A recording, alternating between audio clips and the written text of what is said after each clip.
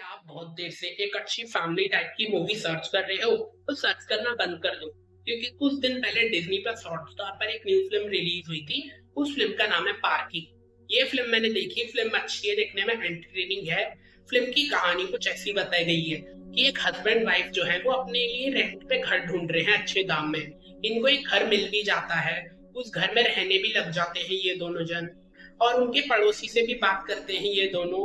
पड़ोसी भी अच्छे हैं जो कि ग्राउंड फ्लोर पर रहते हैं। बट हस्बैंड की जो वाइफ है वो प्रेग्नेंट है। और वाइफ को मंथली में डॉक्टर विजिट के लिए जाना पड़ता है।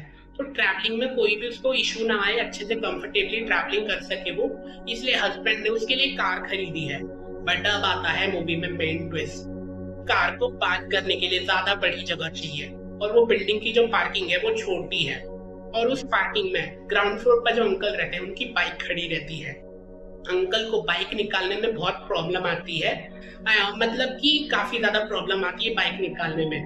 अंकल फर्स्ट फ्लोर पे जो हस्बैंड वाइफ रहते हैं उनको जाके समझाते हैं कि अपनी कार जो है वो रोड पे पार्क करो जाके, क्योंकि तुम्हारी वजह से मेरे को मेरी बाइक निकालने में बहुत मुसीबत आती है। वो हस्बैंड वाइफ भी बोलते हैं कि आपसे डबल रेंट हम दे रहे हैं तो हमारी गाड़ी तो बिल्डिंग में ही खड़ी रहेगी।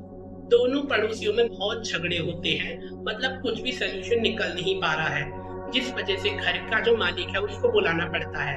घर का मालिक भी वो अंकल को ही समझाता है कि आपकी तो छोटी सी बाइक है, वो तो आप कहीं भी एडजस्ट कर सकते हैं, उसको ज्यादा बड़ी जगह चाहिए नहीं। बट कार को पार्क करने के लिए अच्छी बड़ी जगह चाहिए, तो बिल्डिंग की पार्किंग में तो कार ही खड़ी रहेगी। दूसरे ही दिन अंकल जो है अपनी बाइक बेच देते हैं, और इतने सालों से जो बेटी की शादी अच्छे से हो जाए उसके लिए पैसे जमा कर लेते हैं। पूरे पैसे निकालते हैं और 10 लाख की गाड़ी खरीद के वहाँ बिल्डिंग की पार्किंग में खड़ी कर देते हैं कि अब वो लड़के को रोड पे ही अपनी गाड़ी खड़ी करनी पड़ेगी। बट ये देखकर लड़का भी ज्यादा वो नहीं करता, मतलब कि वो अंकल की एज ज्यादा है, उनसे क्या बहसबाजी करना। वो लड़का अपनी कार को रोड पे ही खड़ी कर देता है। बट ये अंकल जो है वो सुनते ही नहीं है। एक दिन ये अंकल जो है वो अपनी कार को लेकर ऑफिस में चले जाते हैं। अब बिल्डिंग की पार्किंग तो खाली हो गई ना, तो वो लड़का खाली पार्किंग देखता है तो अपनी गाड़ी पार्क कर देता है। बट जब अंकल ऑफिस से वापस घर पे आते हैं तो देखते हैं वो लड़के ने वापस से पार्क कर दी अपनी गाड़ी। गुस्से में वो लड़की की गाड़ी का शीशा फोड़ देते हैं। अब किसी की कार का शीशा फोड़ेंगे, उस इंसान को तो गुस्सा आएगा ही ना। वो लड़का भी गुस्से में वो अंकल को थप्पड़ मार देता है। तो अब बात आ गई अंकल के ईगो पे। अंकल जो बोलते हैं कि ये एरिया में मैं 10 साल से रह रहा हूँ और तूने मुझ पे हाथ कैसे उठा दिया, अब तो तुझे सबक सिखाना ही पड़ेगा। पुलिस स्टेशन में जाके झूठी एफआईआर लिखा देते हैं कि मेरा जो पड़ोसी है वो लड़का, उसने मेरी बेटी का रेप करने की कोशिश की है। यहाँ तक कि अपनी बेटी से भी जबरदस्ती बुलवाते हैं पुलिस के सामने कि पुलिस के सामने जब तू जाएगी बोलना कि हाँ उस लड़के ने मेरा रेप करने की कोशिश की है। तो ये अंकल जो हैं इनमें बहुत ही ज्यादा, मतलब कि एक पार्किंग के छोटे सी इशू को ये अंकल कितना बड़ा बना रहे हैं। यहाँ तक कि अपनी बेटी से झूठ बुलवा रहे हैं पुलिस के सामने। तो वो लड़का भी ऐसी 2-3 दिन तक जेल में ऐसी सड़ता रहता है, मतलब बिना कोई गुनाह किए वो जेल में रह रहा है। बट एक दिन वो अंकल की बेटी को तरस आ जाता है। वो पुलिस स्टेशन जाके सब सच बता देती है, ये मेरे पापा ने झूठी एफआईआर लिखाई है, वो लड़का बेगुनाह है, उसे छोड़ दो। तो वो लड़के को लेके आ जाती है घर पे। बट अभी भी ये अंकल जो है वो सुधरा नहीं है।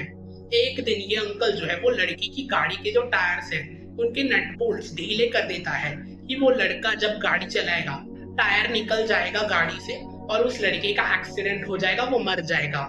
दूसरे ही दिन वो लड़का अपनी वाइफ को डॉक्टर विजिट के लिए लेके जाता है और बीच रास्ते में टायर निकल जाता है। दोनों जन मरते मरते बचे हैं और ये बात वो लड़की को पता चलती है। फिर भी वो जाके समझाता है वो अंकल को कि आप मेरी वाइफ की जान लेने तक उतर आए। तो ऐसी फिल्म की कहानी कुछ ऐसी बताई गई है कि एक अंकल जो है एक कार की पार्किंग के लिए कितना बड़ा इशू बना देते हैं, यहाँ तक कि पड़ोसियों की जान लेने तक पे उतर आए।